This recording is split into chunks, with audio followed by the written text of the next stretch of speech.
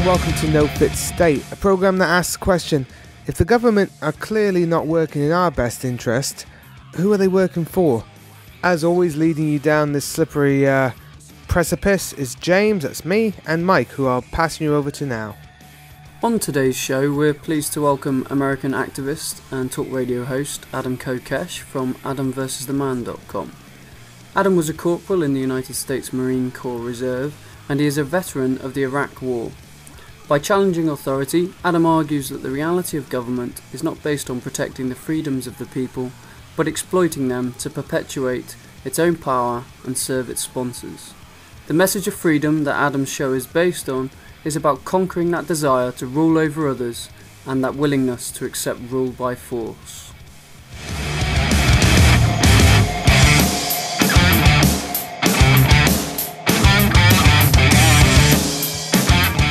Hi Adam, I'm Mike.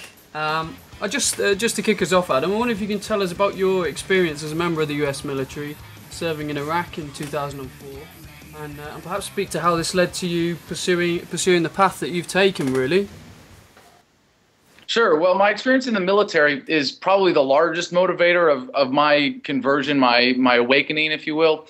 But it really is a bit of a longer process than that, and the story has to start before I enlisted in the Marines, because when I was in high school, even I think middle school, as a kid, I was a libertarian, although I didn't even know what it meant. It was more like, well, I'm going to be a libertarian because I'm not going to be a Republican or a Democrat. Hell no.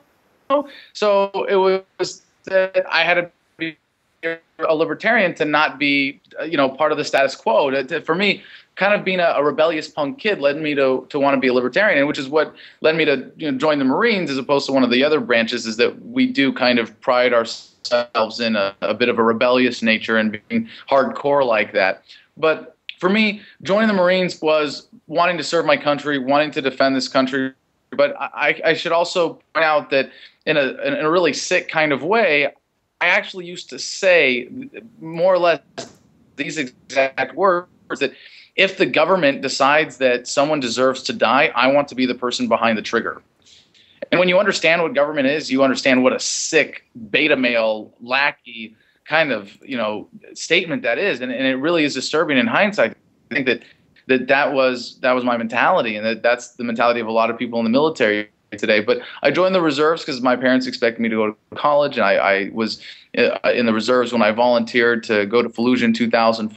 I served with the civil affairs team. I'm still stuck in that statist language. Did I just say served? Did I just get in the Marines as serving? Because if I'm going to use that word, like as you do, who's the government working for? Well, it's certainly not the American people. So if I was serving in the military, it was serving the whims of politicians at the behest of the military-industrial complex. But I have to say, and this is what I mean by having to start the story earlier, is that it really is kind of a slow story, and kind of an embarrassingly slow one, when you see how fast people are coming out of the matrix these days, thanks to the internet. We used to say, what's the difference between a minarchist and an anarchist, and joke that it was about 6 months. Well, now we have to say, well, maybe more like 2 weeks of watching the right YouTube videos and reading Wikipedia articles, and you're there.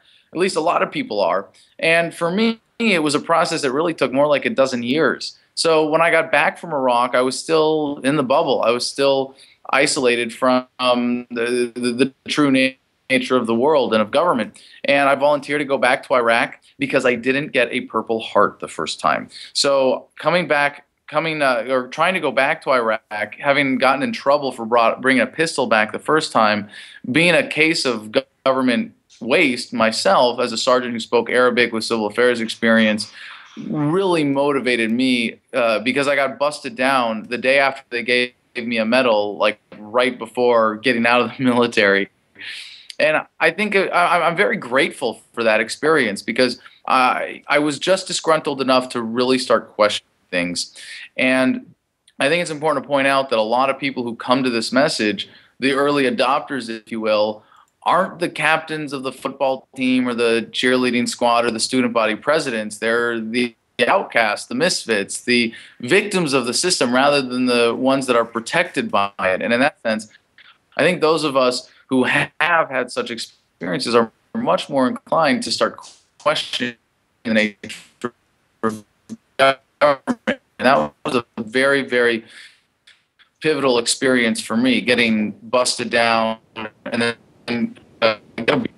being given a medal one day and literally busted down the next day, and then soon after that getting out of the Marines, really prepared me to have my mind open in challenging the status quo. And for me, it was, even that wasn't enough for me to say that was the transformation.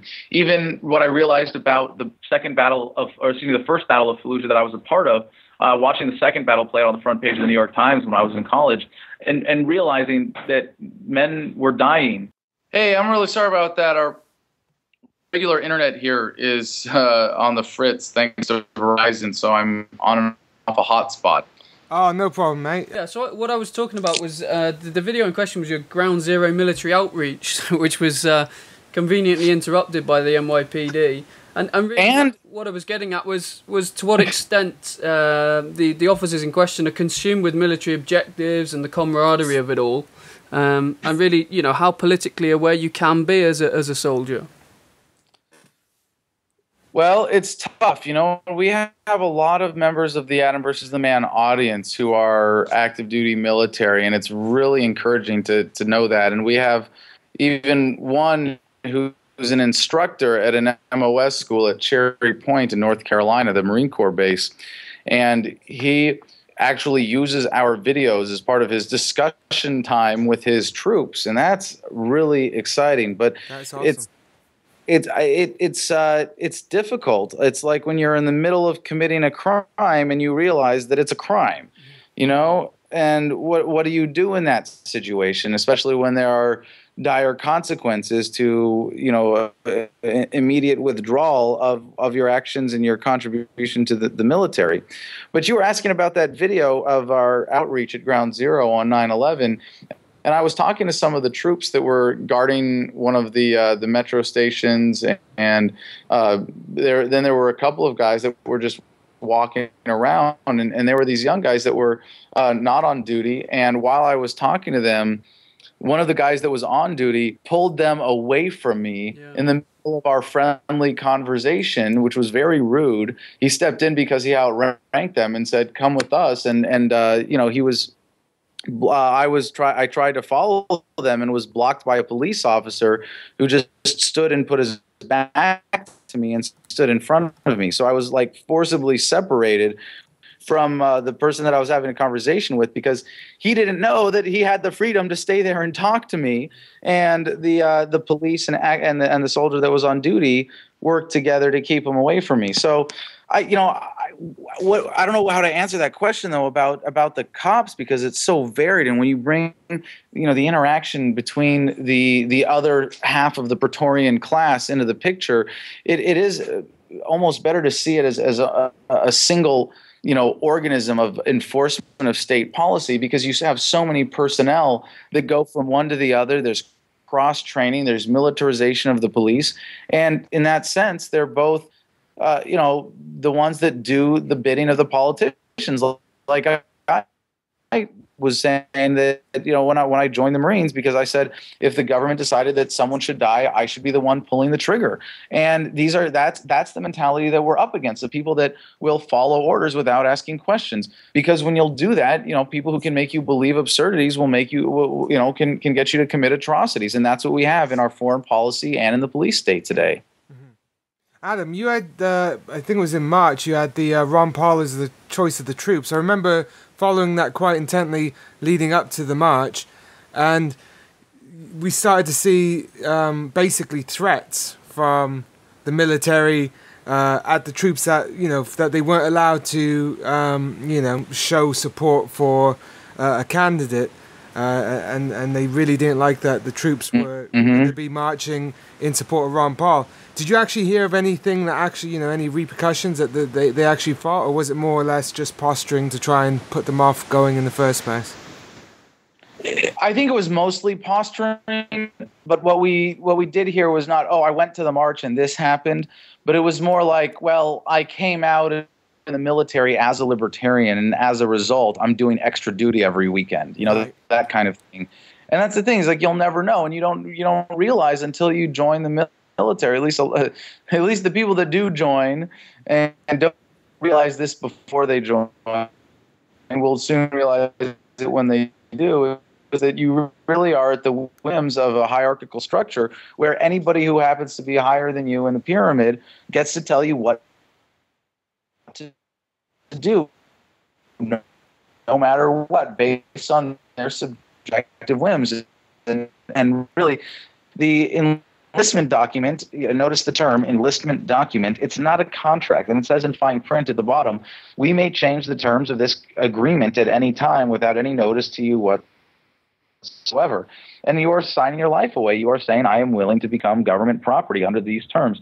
So I think that's more of what you see than the overt stuff, because especially what they did around the Ron Paul is the choice of the troops march. We got the email of warning that I read, and I think that video got 130,000 views or something, before the march. That it backfired. It's the Streisand effect. So I think they're getting smarter, and I think they're realizing that. I think a lot of the times when you see it backfiring, it's somewhat deliberate. And I can't help but think, as I did around then, maybe it was a commander who was looking at this thing and going, they're going to march for Ron Paul. Well, I'm an officer, so I can't really, and I'm in a politicized position, and I can't really do anything about it. But none of my superiors are going to complain if I write an overly harsh warning letter that's going to cause a ruckus and bring more attention to this, and that's how I'll help the event. And I think a lot of times, I'll bet there are a lot of times where you're just like, that's got to be the case. There's no way they're that dumb. There's no way they're realizing the consequences of putting out a letter like that. And the whole engine is so incredibly complex and well war game that it does, you do realize that sometimes months later that a lot of the things that you think are, you're getting a jump on them or they're heavy-handed, it's quite well thought up. So another thing was, just before we move on to the next subject, I was at the pub yesterday, and there was somebody going off to Afghanistan. He works in intelligence, and he, from what I could sort of gather from him without him actually telling me too much, they're pretty much gearing up for a war. You were saying that you don't think that they'll be able to get away with another strike, like a conflict with Iran, or do you think? Oh no, I'm not saying that. I'm just saying that it's going to be harder because of the connectivity that we have with the internet. All right. So yeah. Well, we've been seeing the demonization of Iran and Ahmadinejad for a long time, but funnily enough, a lot of sort of YouTube clips are sort of breaking through, which kind of dispel the rhetoric really of particularly of the US government. Just on the subject of Ron Paul, then, now that the GOP seem to have slammed the door, obviously on Paul's efforts, has it made you rethink in regards to using the political process for change? And where do you think the campaign went wrong? Oh, well, and where the campaign went wrong, I think it's really simple that Ron made the decision early on that he wasn't trying to win converts. He was trying to win votes and build his email list and raise money. And whether he made that decision like that as simply as I stated is, a question only that he can answer. But in terms of the organization of his campaign and what he did and what the people around him were doing, that's definitely what it looked like. And I know a lot of the people that worked for him personally, like Jesse Benton and John Tate. Actually, I used to be friends with both of them, and Debbie Hopper. None of them are libertarians the way that Ron Paul is. None of them are voluntarists. They're you could say, principled conservatives, minarchist, small government types, even, and with Jesse Benton, who we know is now working for Mitch McConnell, it's hard to say if he has any principle whatsoever. But and I understand the temptation of this because I ran for Congress and I had to put together a campaign team. And when you're in that position, you realize what you're doing. You can't just hire the regular political operatives.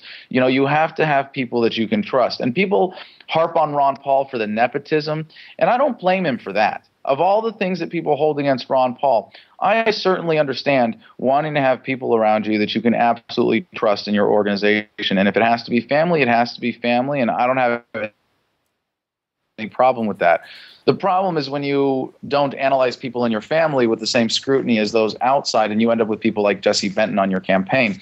But I also understand the idea of wanting, like, for example, for a while in my campaign, my manager was a Green Party type, and she was she was smart enough as a Green Party type to say, well, I would much rather have a libertarian in office than a mainstream Democrat. Mm-hmm. And she was very supportive of me. I knew her her name is Tina Richards. We worked together as activists in the anti-war movement. She'd managed the campaign before. And the thinking is, well, if I can get her, then maybe she can help me convince all the other Green Party types to come along.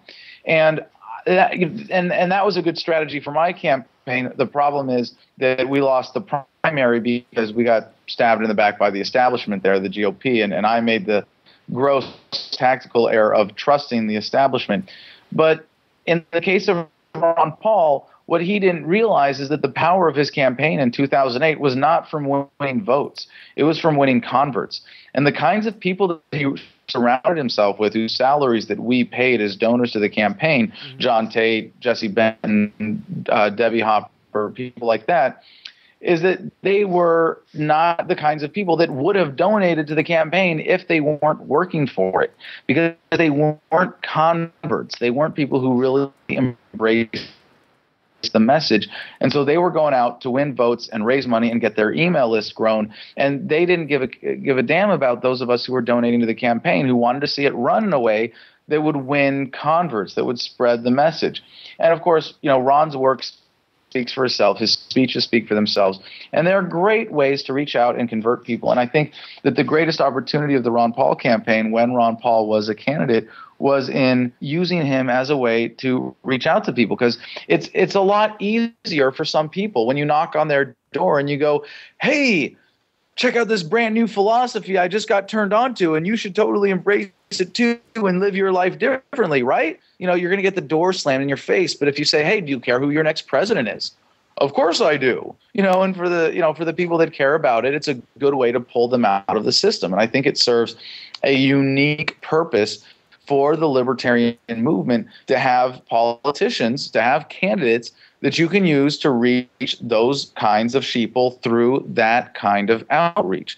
But that's, the limitation of it. And you asked in the first part of your question how that changed my view of the political process. And in this sense, there are, I think people have some sort of misconceptions about my position, either greatly overvaluing or undervaluing my emphasis on the political process as it relates to the liberty movement. And some people go, well, Adam, you ran for Congress and you supported Ron Paul, so obviously you're one of those people that think politics is the only solution for bringing about liberty. And others will say, well, Adam, you just changed your logo to black and yellow, so obviously you're anti-political, right? And I see specific narrow values in working within the political process, and I don't mean that you should go and vote religiously or feel that you have any obligation to vote or be a part of the system that way. And I do believe that politics is secondary to the paradigm shift that we're experiencing and to how we live our lives differently.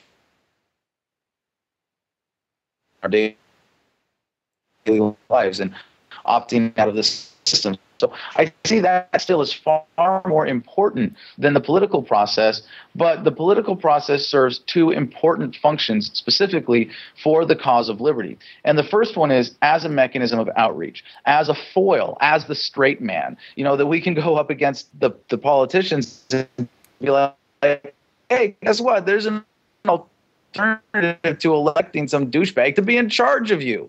And I think that it's a great way for outreach. But then also as a way of using the political process to make the political reality or the governmental policy reality reflect the paradigm shift. So when they're sort of after the paradigm shift, we can drag government along with us through the political process. And I hope that ends in maybe 5 or 6 presidential election cycles, when everybody running for president is going, you should elect me because I'm the best man for the job. And we all agree that the job is, how do we dismantle this thing as quickly as possible?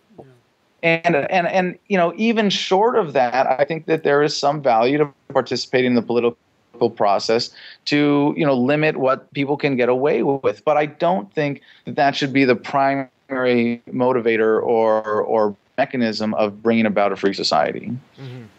So, is this correct that if Gary Johnson gets 5% in the upcoming elections, that that'll get the status of the third party up, or is that a misinterpretation from a Brit who has no idea about the actual process?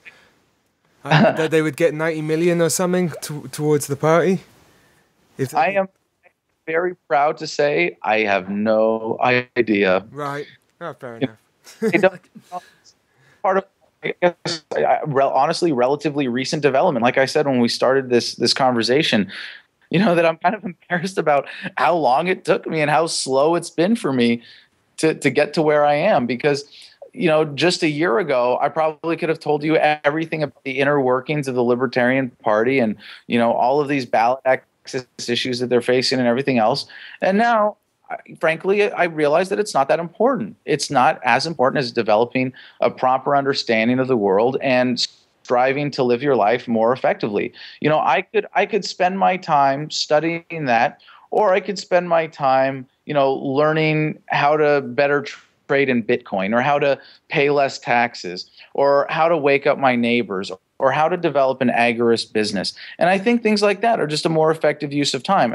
Not that I have anything against him. Mm-hmm. I totally see Gary Johnson doing what he's doing. I think he's having a greater impact in a sense than I am right now, at least in the immediate short term, in waking people up and spreading the message. But if it wasn't him, it might be someone else jumping up who'd be I actually supporting in the primary in the Libertarian Party, R.J. Harris from Oklahoma, because he's a combat veteran and an attorney who is a true voluntarist, and Gary Johnson is not, and that's I think Gary Johnson's message, as great as it is in terms of practical policy initiatives and changing government, and that's why I can wholeheartedly say I would absolutely love Gary Johnson as president next to the relative evils of Mitt Romney and Barack Obama. But if it wasn't Gary Johnson, it would be R.J. Harris, and I think he'd be doing an even better job in spreading the message than Gary Johnson is. So, I support him. I think it's important to take advantage of the venue provided there that exists within the Libertarian Party to help build it so that the libertarian movement can have that outlet and that mechanism. And so when we do get to critical mass, who knows, maybe the Libertarian Party will be the way that it's manifest in the political process. But I'm not really that worried about it. I know that when the paradigm shifts, it'll be manifest one way or another. Yeah, I guess the question is, how long does that paradigm shift, or how long is it likely to take? How much compromise is going to be necessary on the journey? And in terms of those sort of moving towards more agorist means of counter-economics, you talk about black or grey markets. What potential is there for the state to sort of co-opt them or subsume them once they become popular and threaten the structure of the state? Well, this is my long view of human history comes in very handy and is very reassuring when you're faced with questions like, look at the short term, you look at where government is going, you see things getting worse, and you wonder how much longer is this going to go on? How much longer is this fiat system even sustainable? And when I take the long view of human history, I see that we are evolving towards a state of liberty because cooperation is always superior to coercion. Mm-hmm. And it's the fact of biology that cooperation is favored by nature, that those societies that are better able to cooperate without coercion will flourish, and those individuals who are better able to relate to each other without coercion will be more prosperous. So taking the long view of human history in that sense is very reassuring, because what I see happening right now is that we are evolving past statism, is that it is a phase of human evolution. And it is just one part of this experience and this journey that life on Earth is on. And we are coming to the end of this particularly destructive phase. And it's a process, 2 steps forward, 1 step backwards, that happens on many levels simultaneously. And you could say that the founding of the Federal Reserve in 1913 was the start of a major step backwards. But in that time period, we've also had major steps forward in the civil rights movement and the women's rights movement and the gay rights movement. And, that's just in America, which is also a very myopic view of the world that we have here in the United States.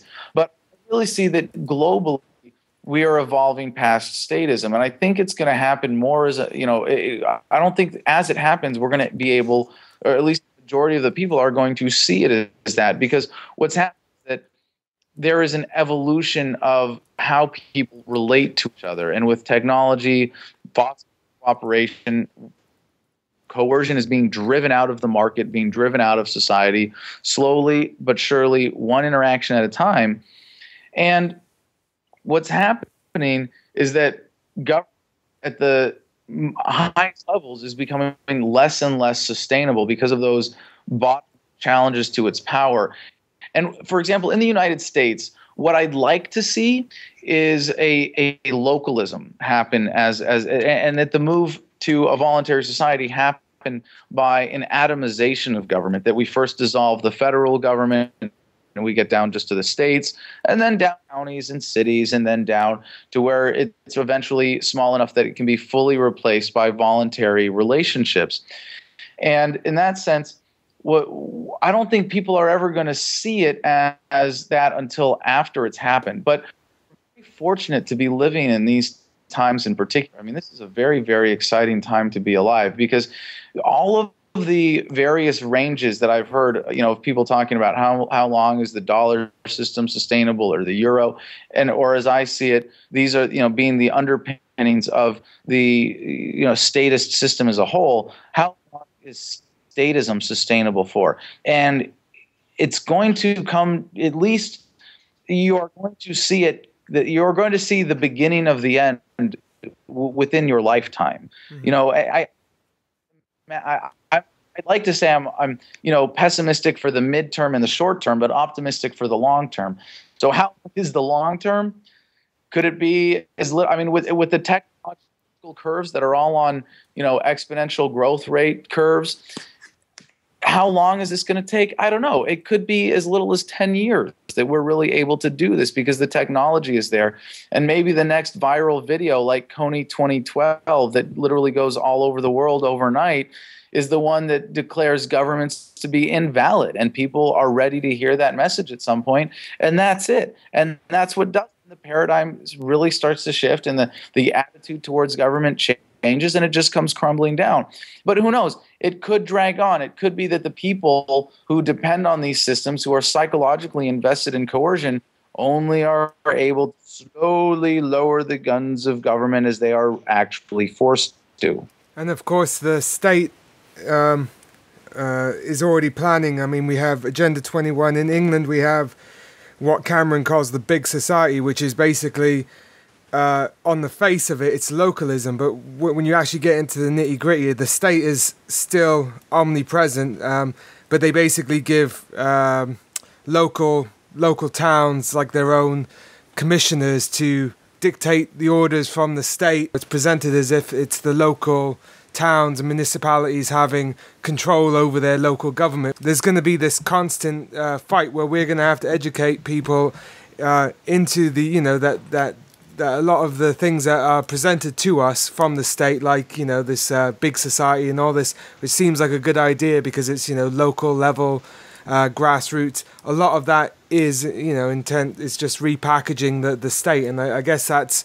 They're having to do that because these ideas are so powerful, and the logic of having small accountable government is so watertight that they're having to package it in a way that they can continue with their sort of ideas. But yeah, just going to point out, you have to be able to see the positive in something like government is pretending that you are free. It's because people are demanding it. Exactly. Government is making that posture. It's because the paradigm has shifted a little bit.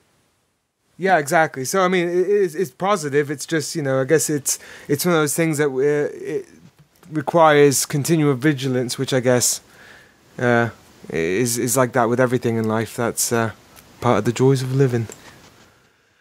Yeah, absolutely. I guess my concern is what you described there, and rather optimistically, and that's great, and I think it's something we all hope for.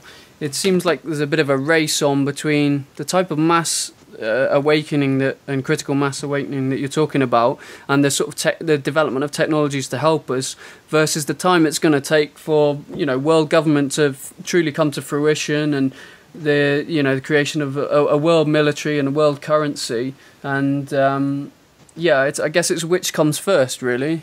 Yes, well, I would say that the government is a product of the paradigm, and you know, and seeing this from an evolutionary perspective, it comes from the fact that in our primitive past, you know, coercion and violence was, I don't want to say the best, but you know, before the written language, before we had spoken language as we do today, it was a way of communicating. It was a way of cooperating. It was a way of bringing society together. But now we've got something better. It's called using your words, like your mom taught you. Yeah, absolutely. So just sort of changing gears slightly. You're perhaps most famous, obviously, Adam, for the sort of direct action and guerrilla journalism, and that we see on your YouTube channel. Perhaps your most famous video, of course, is you being so nicely body slammed and choked at the Jefferson Memorial. And this definitely provides a powerful example of the value of being indignant to the arbitrary authority that is the state. Can you tell us why you feel this is important, and do you envisage more people taking part in this in the future? Well, if you're referring to the dance party in particular as an act of civil disobedience, it was more than an act of civil disobedience, because, or in a way, less than an act of civil disobedience, because the law that we were protesting wasn't that important. You know, we did a free fucking speech demonstration in Middleborough, Massachusetts, to protest their public censorship laws, and it wasn't about those laws. You know, and if we could get people to stand up to the significant ones, you know, we'd be holding mass tax revolts instead of, you know, these petty demonstrations against silly little regulations.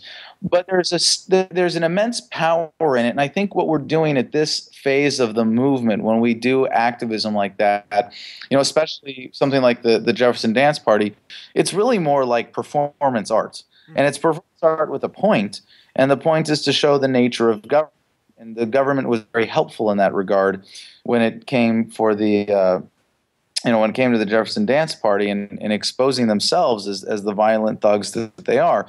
So I think it's very important as a means of communication for people right now. I feel like people like me, people who are stepping out, engaging in civil disobedience, doing that kind of public activism, hosting, public protests, are kind of, you know, showing the way, but it's not quite the way yet, because when we have a critical mass of people who are willing to engage in civil disobedience, the way is going to be the things that disempower government itself, and it's, you know, in a way it's already happening on a much more subtle scale, like I mentioned earlier, as you said, in agorism, in withdrawing the consent in terms of the way you conduct your daily life, when you have the option of conducting a transaction in a way that the government knows about it and is going to tax you for it, versus doing it under the table. And I think that's at least as significant. But you're going to see, when that gets to a critical mass,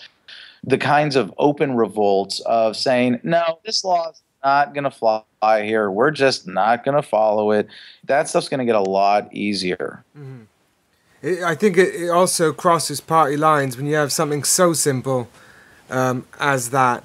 It wakes a lot of people up to the fact that, you know, how much control and how ludicrous the control is, and you know, I think that it does amazing work, especially when the state then comes in and bullies to enforce such a ridiculous law in the first place. You know, you would think that the government enforcers would sit back and say, well, we're not going to be heavy-handed because it's such a, you know, silly law in the first place. But they do, and it's a striking example of, you know, just how far we've gone, and you know that we have to turn it around. It's the arbitrary nature of it really that stands out, isn't it? Just finally, we don't want to take too much more of your time, Adam. Really appreciate it. But just one thing that really stood out for me with the videos that you did at the Occupy movement, it must be over a year ago now.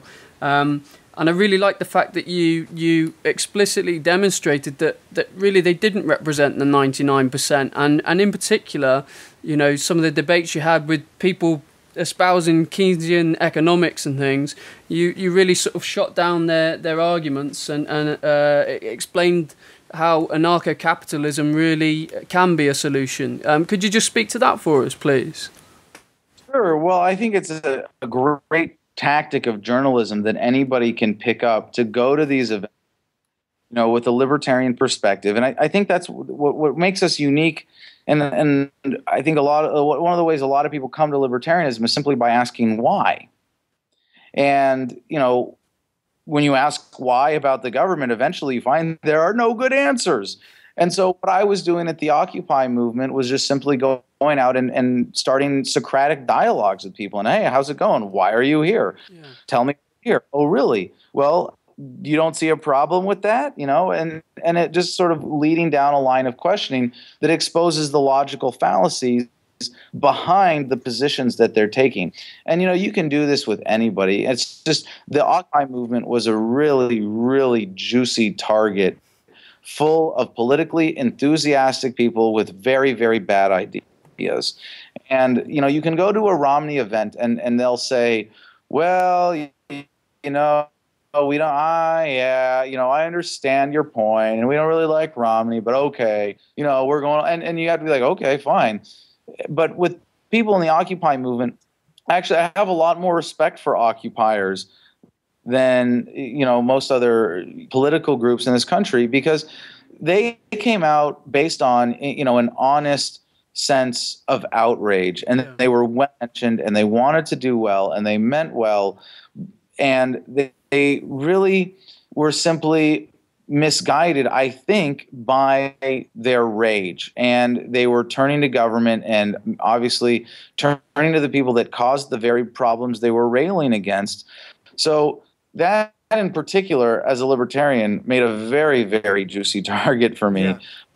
Like I was saying, this is something as a tactic that I think everybody with a camcorder should be able to do, is get out and have those conversations and record them and expose bad ideas when they come to life in the world. But, you know, I covered the Occupy movement very extensively because I respected it. As much as I loved making fun of it, you know, as much as I was poking fun at them and making them look like idiots when I could, compared to the people who are asleep, you know, what was I going to cover instead? The politicians are saying? No. I have way more respect for those that represent at least, you know, a much broader part of the public sentiment, as the Occupy movement did. And so I you know, as rude as I may have been at times in making fun of them, I don't think you were rude. I think you were to the point. I don't mean rude in my mannerism, you know, in the way that some people would criticize my coverage, because I wasn't there to cover it objectively at all. I was there to make a point. Mm-hmm. But I think what I did was far, far, far more respectful of the Occupy movement than what the mainstream media did, which was treat them, you know, as a phenomenon to make news and to disregard and be like, oh, they're for this. Well, look at them get arrested. You know, and I didn't cover stuff like that. I got into why they were there, and I talked to them. And I think what I did was welcome them to the national conversation and respect them as legitimate voices in the national conversation and engage them in a way that the mainstream media didn't. And I mean, hats off to them as well. No matter, there was obviously a lot of clout and money put behind trying to co-opt the movement, and they were fragmented enough that it didn't really happen. and then that sort of culminated in the way that they were sort of unceremoniously, when they couldn't co-opt them totally, they, you know, started just arresting them and moving them on. So it was obviously in the right direction of where we want to go, in that there wasn't this two-party system where it was, you know, so polarized into my party or your party, and people were actually starting to demand some sort of direct action outside of the party system, which, you know, is only a good thing. It's obviously more in the right direction than just picking a football side. You know? As you say, anything that gets the conversation going and starts, you know, having the debate from a logical and rational perspective, and breaking it down to the nuts and bolts of the philosophy behind it. I applaud anything and anyone who's doing that, really. So, I doff my hat to you there. Well, thank you, gentlemen. I really appreciate it. And right now, we're, you know, it's funny that I couldn't even get through this interview with you without a technical difficulty, because we just into the news studios.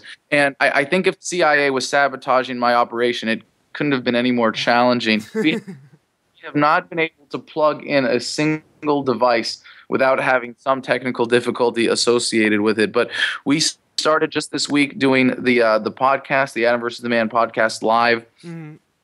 Days a week, 11 a.m. to 1 p.m. Eastern time. We're right before I came to sit down with you, we were setting up the shots in our studio downstairs when our power went out, and our internet then separately went out right afterwards. We were setting up the shots for the new Adam versus the Man nightly newscast. So very exciting to be developing these two new outlets for our media operation here. And if people want to check that out and support it, adamversustheman.com. And as you mentioned, I have a lot of great videos on my channel from when I was in Occupy, most of them from a year ago. If you go to the YouTube channel, youtube.com/Adam Kokesh, Kokesh, and sort by most popular, you'll see some of them pop up there.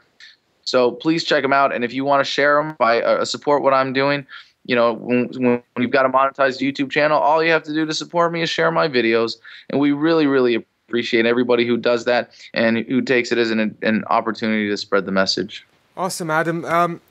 We spread the word over on Liberty Tactics and No Fit State about your work, because I think you're one of the most vocal, outspoken proponents for this new age of libertarianism, and great work. So people head over to that. I think that's cool. Yeah. And hopefully you get rid of your status gremlins and get your technical difficulties sorted Just remember, that which does not kill you only makes you stronger, Adam. Yeah, and every technical difficulty is just another opportunity to learn your equipment better, right? Absolutely. Awesome. Absolutely. Oh, okay, Adam. Well, thanks for taking time out to talk with us, and hopefully we'll be able to speak to you again some point in the future. And awesome. Yeah, big thanks, Adam. Cheers, gents.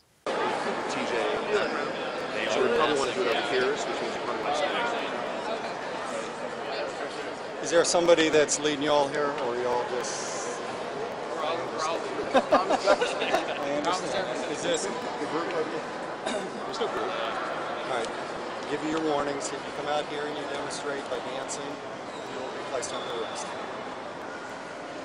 Does everybody understand? Does everybody understand that?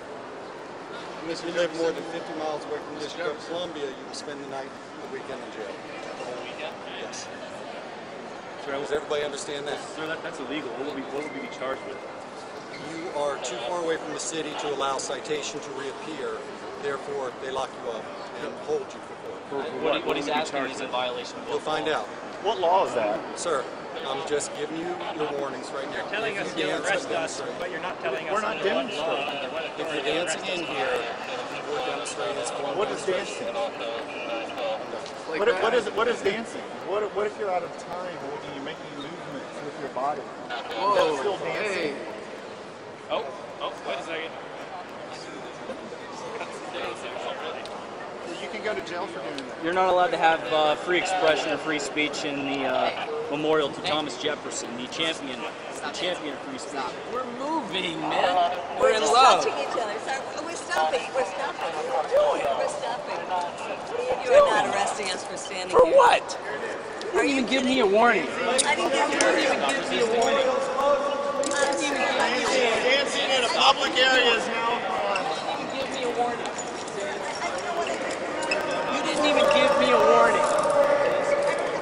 your problem? Dancing is a crime. You didn't even give me a warning.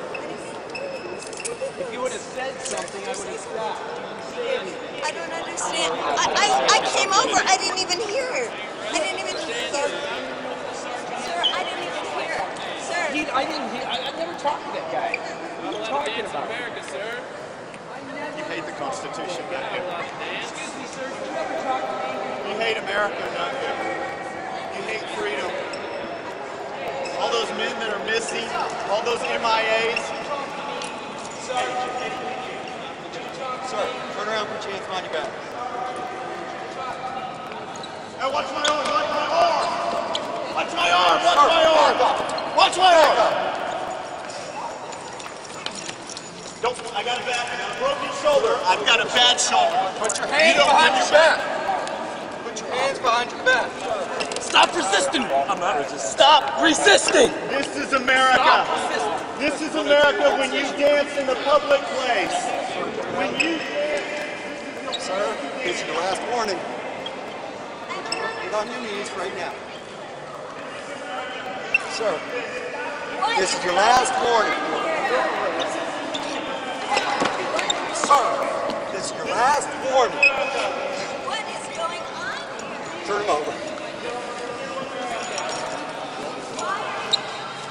What is going on here? Why? Those are mine. Those are yours. I didn't want you to step down. 103 Stardust units, keep section 10-6. Why are we doing this? This is ridiculous. I didn't get an order. Hey, Sergeant, I did not get an order from you. I never heard from you one thing. It was there, Sergeant. Jim,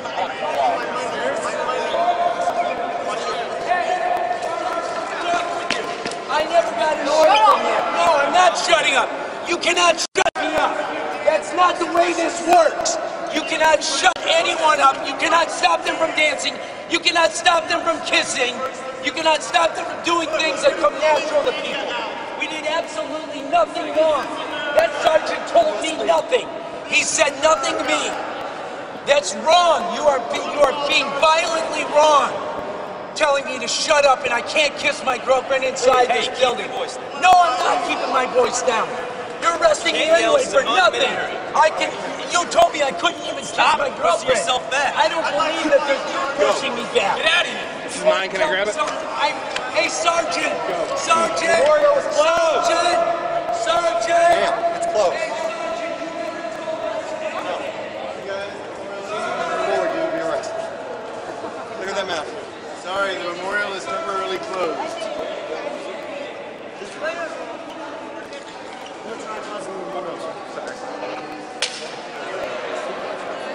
There's an elevator. I understand, yes.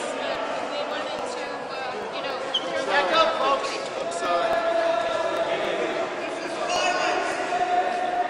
Does everybody have a permit for the videos?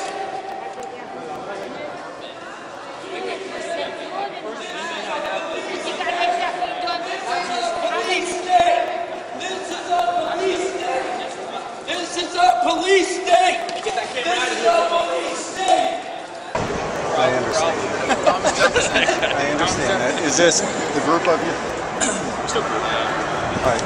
Give you your warnings. If you come out here and you demonstrate by dancing, you will be placed under arrest. Does everybody understand that? Does everybody understand that?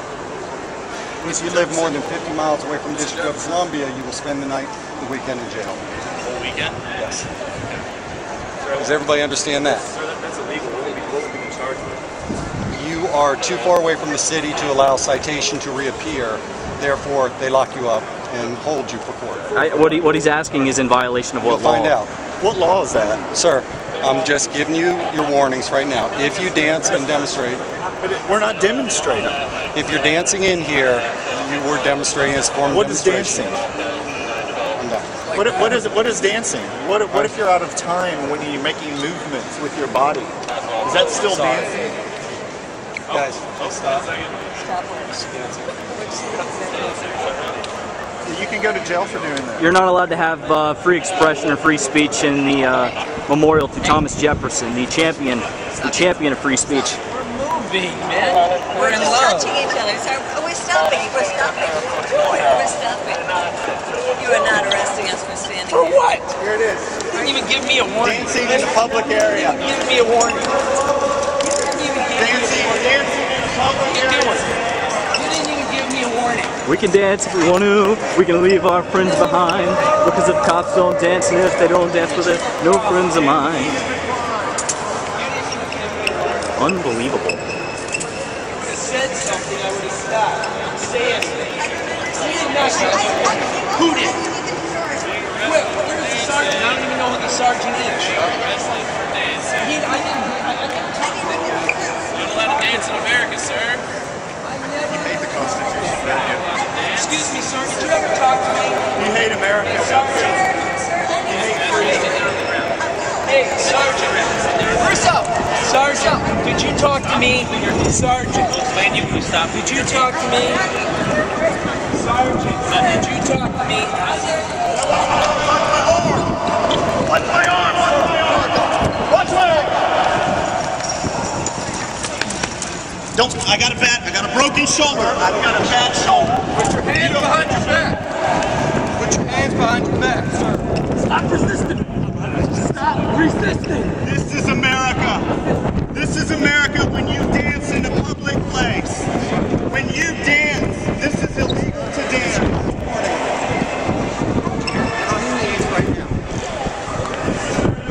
Sir, this is your last warning. Sir, this is your last warning. What is going on here? Turn him over.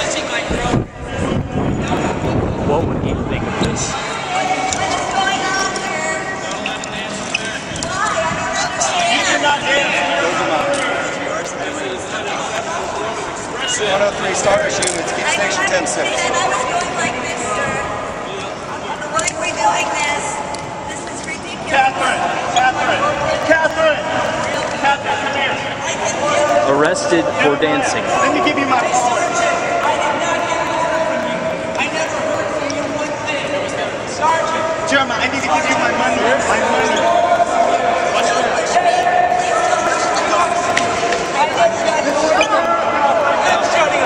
You cannot shut me up. That's not the way this works. You cannot shut anyone up. You cannot stop them from dancing. You cannot stop them from kissing. You cannot stop them from doing things that come natural to people. We did absolutely nothing wrong. That's Sergeant. You must leave. He said, Is press not allowed here either? You're not allowed to video record in here. Go. I'm pressed. Doesn't matter.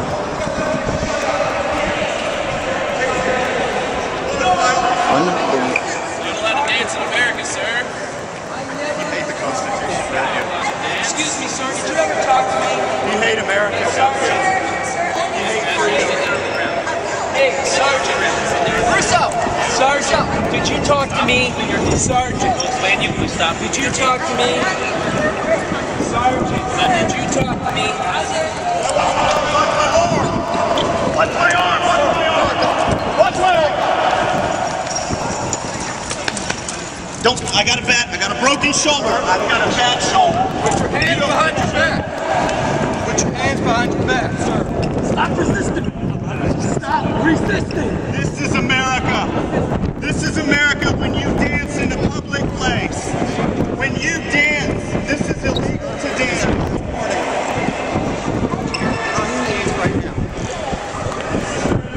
Sir, this is your last